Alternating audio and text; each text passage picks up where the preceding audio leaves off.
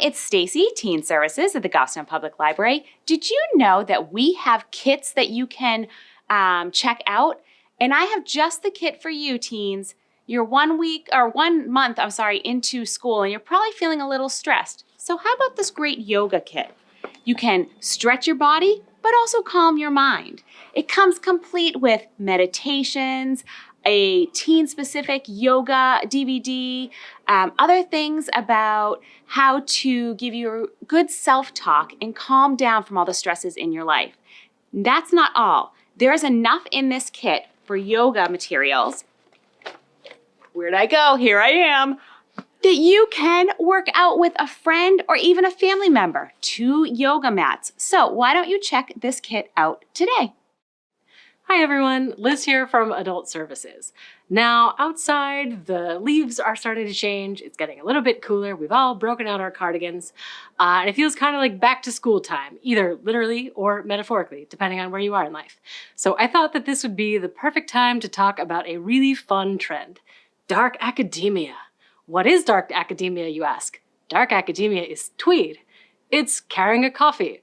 It's the crunch of leaves underneath your leather boots as you walk to your institute of higher learning of your choice. It's being really into Greek mythology. It's a trend. It's an aesthetic. I don't really understand it, and I don't think that anyone else does. But we have some books that capitalize on this super fun vibe. For example, Oligarchy by Scarlett Thomas. This is a book about a young teen going to an English boarding school for the first time. There's a mysterious disappearance, and it examines class and race inside a institute of higher learning like this. We also have, by the celebrated author Rebecca Mackay, I have some questions for you.